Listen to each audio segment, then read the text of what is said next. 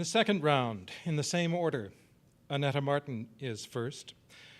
She studies theater with an emphasis on acting, she says, creative writing and dance at school, and does extracurricular performances as well. Likes to cook, and even more, eat, especially delicious vegetarian dishes. Annetta Martin, please.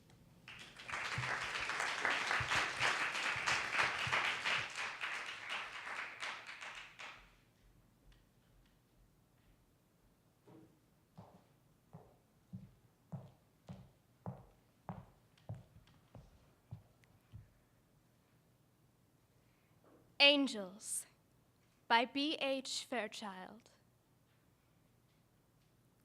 Elliot Ray Niederland, home from college one winter, hauling a load of Herefords from Hogtown to Guyman with a pint of Ezra Brooks and a copy of Rilke's Dunaser Elgin on the seat beside him, saw the ass end of his semi gliding around in the side mirror as he hit ice, and knew he would never live to see graduation or the castle at Duino. In the hospital, head wrapped like a gift, the nurses had stuck a bow on top, he said 4 flaming angels crouched on the hood, wings spread so wide he couldn't see, and then the world collapsed. We smiled and passed a flask around. Little Bill and I sang Your Cheatin' Heart and laughed. And then a sudden quiet put a hard edge on the morning, and we left. "Sia, ich lebe, look, I'm alive," he said, leaping down the hospital steps. The nurses waved, white dresses puffed out like pigeons in the morning breeze. We roared off in my Dodge. "Behold, I come like a thief," he shouted to the town, and gave his life to poetry. He lives now in the south of France. His poems arrive by mail, and we read them and do not understand.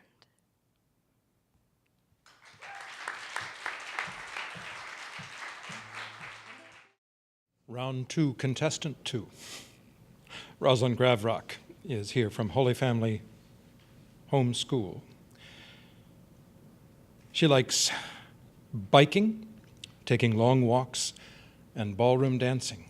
It's nice to see how full the lives are of all of you who compete. Rosalind Gravrock.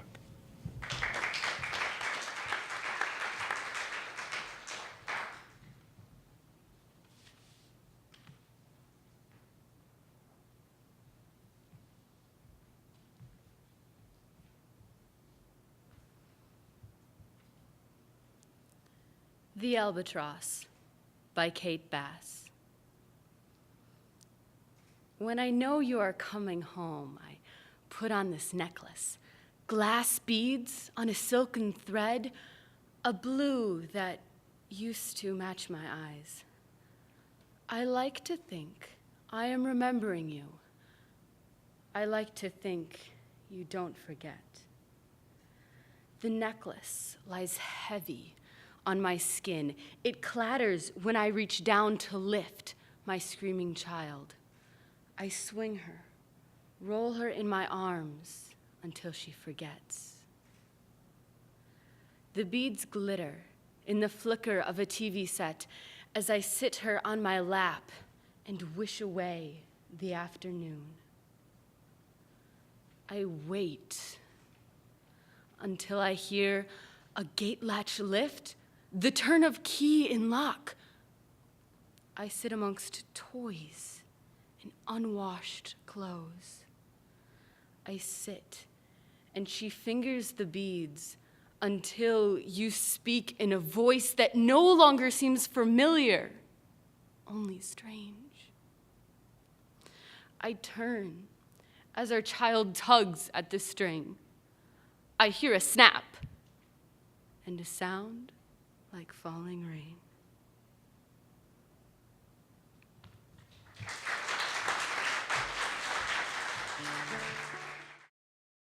Isabel Karp is next on our agenda in the second round. We had a little mix-up before the event today, and her sheet of information got lost, so I had to make her go through it all again and make it up a second time. It meant that she had to think it through, I think. I asked her what her activities are. She said she plays the drums. And then she said she's an actor, and I asked what her favorite play was, and she said Othello, and I thought, oh, she meant Desdemona, and she said, no, Othello. An actor indeed, Isabel Karp.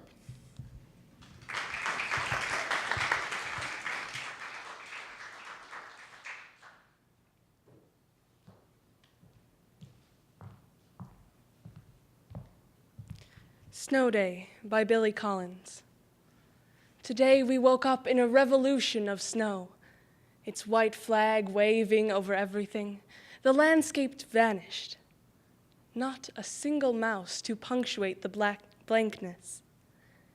And beyond these windows, the government buildings smothered, schools and libraries buried, the post office lost under the noiseless drift. The paths of trains softly blocked, the world fallen under this falling. In a little while, I will put on some boots and step out like someone walking in water. And the dog will porpoise through the drifts, and I will shake a laden branch, sending a cold shower down on us both. But for now, I am a willing prisoner in this house, a sympathizer with the anarchic cause of snow. I will make a pot of tea and listen to the plastic radio on the counter, as glad as anyone to hear the news that the kitty corner school is closed, the ding-dong school closed, the all-aboard children's school closed, the hi-ho nursery school closed. Along with, some will be delighted to hear,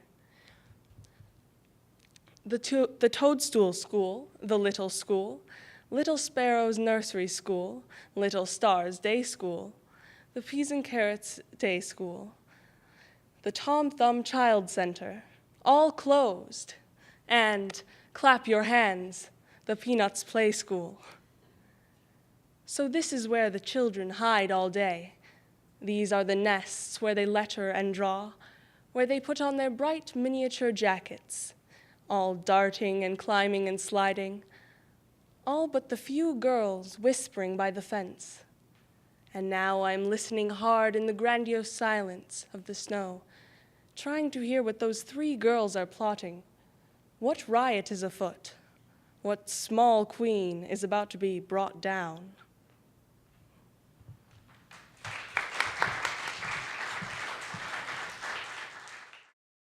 When I was in high school, poets were all dressed in black and wore berets. It's not really true, but that's what everybody thought. It's always nice when going through the activities of those of you who compete in these contests to realize what full and involved lives you live, although you can go ahead and wear berets if you want. And black is a nice color. Esther O'Brien from Rhinelander High School is next, a senior. Her activities include band, Green Shades Jazz Band, track, cross country, and the National Honor Society. Esther O'Brien.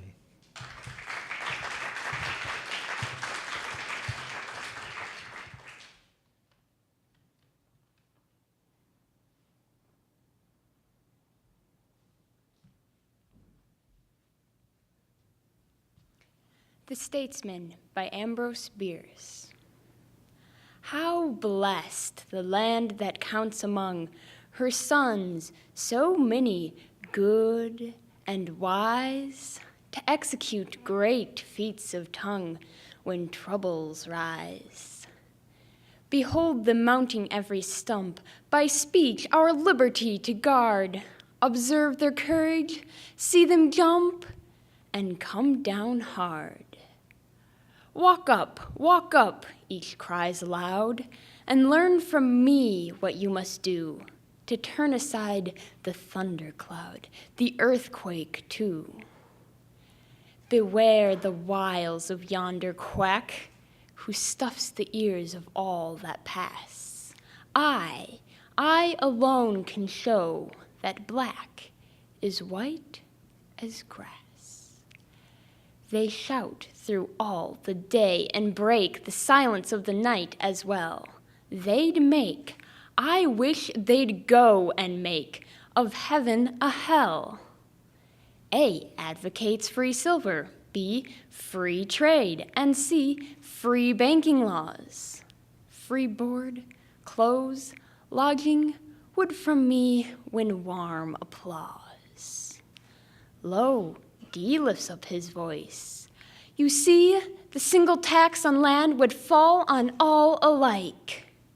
More evenly, no tax at all. With paper money, bellows E, we'll all be rich as lords. No doubt, and richest of the lot will be the chap without. As many cures as addlewits who know not what the ailment is. Meanwhile, the patient foams and spits like a gin fizz.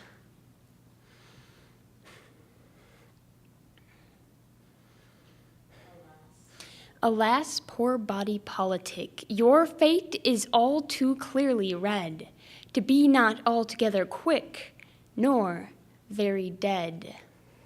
You take your exercise in squirms, your rest in fainting fits between. 'Tis plain that your disorders worms, worms fat and lean. Worm capital, worm labor dwell within your maw and muscles scope. Their quarrels make your life a hell, your death a hope. God send you find not such an end to ills however sharp and huge.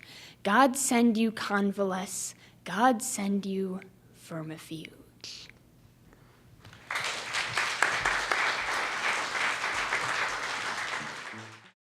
Wrightstown High School is represented by Natalie Steiner. You remember her favorite subject is art. What you don't know yet, but will, is that she's in the color guard, the church choir, one-act play, and was in the musical South Pacific this year. And she'll read for us now.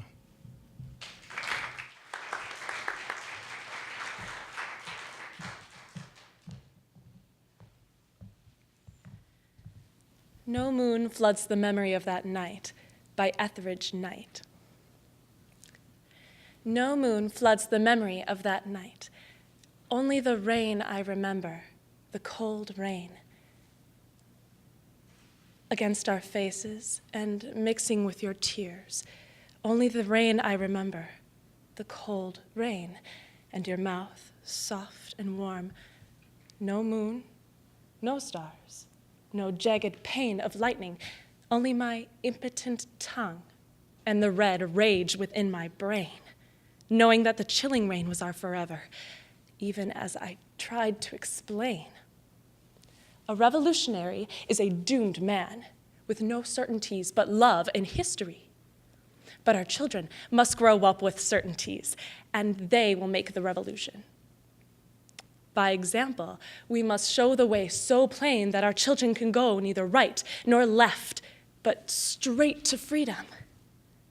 No, you said, and you left. No moon floods the memory of that night. Only the rain I remember, the cold rain. And like the rain returns to the sky, I prayed that you would return to me again.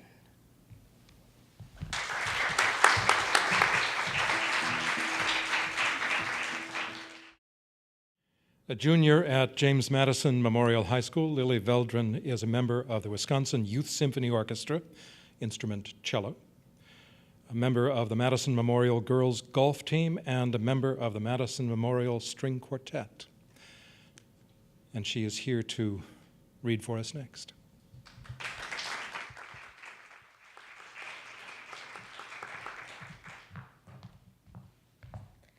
The Bearer by Haydn Carruth. Like all his people, he felt at home in the forest, the silence beneath great trees, the dimness there, the distant high rustling of foliage, the clumps of fern like little green fountains. Patches of sunlight, patches of moss and lichen, the occasional undergrowth of hazel and holly. Was he aware of all this? On the contrary, his unawareness was a kind of gratification, a sense of comfort and repose, even in the strain of running day after day. He had been aware of the prairies. He had known he hated the sky so vast, the wind roaring in the grasses, and the brightness that hurt his eyes. Now, he hated nothing, nor could he feel anything but the urgency that compelled him onward continually. May I not forget, he said to himself over and over. When he saw 3 ravens rise on their awkward wings from the forest floor, perhaps 75 ells ahead of him, he said, 3 ravens, and immediately forgot them. May I not forget, he said to himself over and repeated in his mind the exact words he had memorized. The message that was important and depressing, which made him feel worry and happiness at the same time, a peculiar elation. At last he came to his people far in the darkness. He smiled and spoke his words, and looked intently into their eyes, gleaming in firelight. He cried when they cried. No rest for his lungs. He flinched and lay down where they began to kill him with clubs and heavy stones.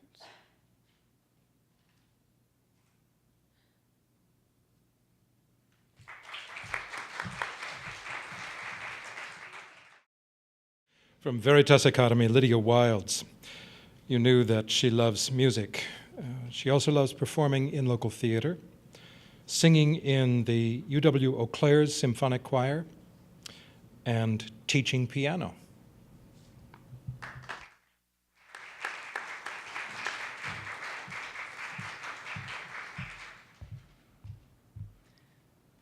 We Wear the Mask by Paul Laurence Dunbar. We wear the mask that grins and lies. It hides our cheeks and shades our eyes. This debt we pay to human guile.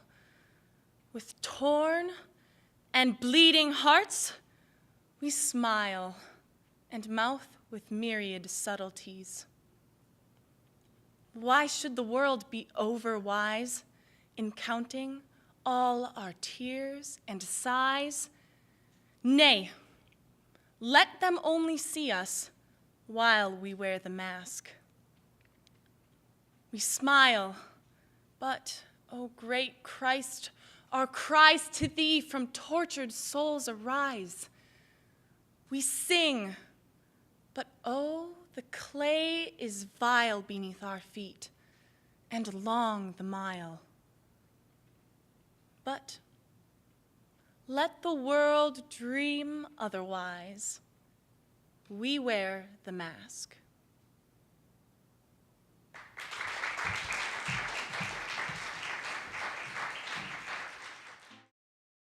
But I'm sure Anna Wolfs was hoping that it would get to be her turn. And it is, from Arrowhead High School near Heartland.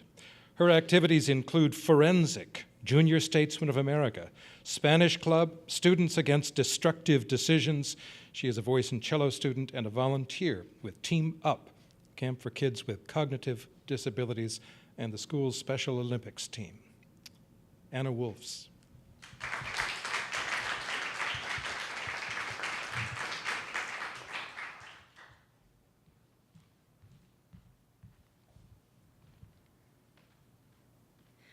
Lions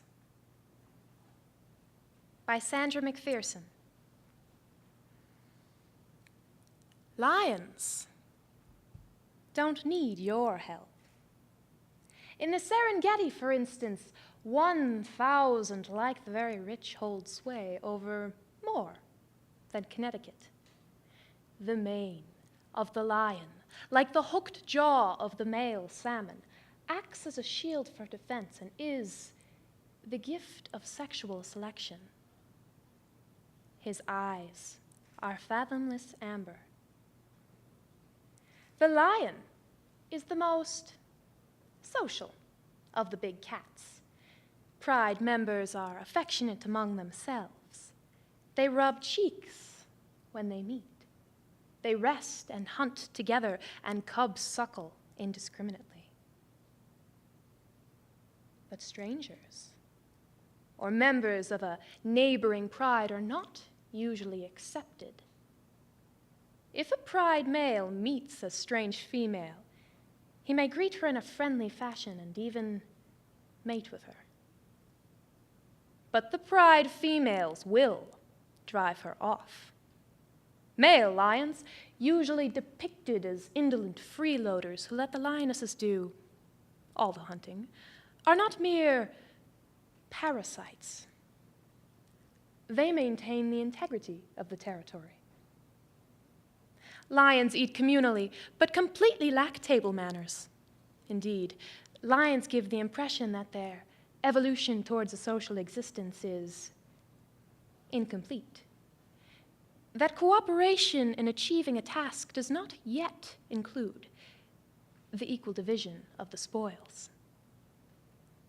More bad news. Lions are not good parents, but prowess. That they have. Their courage comes from being built, like an automobile, for power.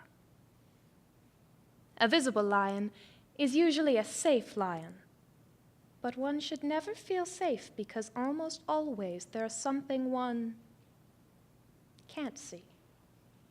Given protection and power, a lion does not need to be clever. Now, lions are not the most likable kind of animal, unless you are a certain type of person.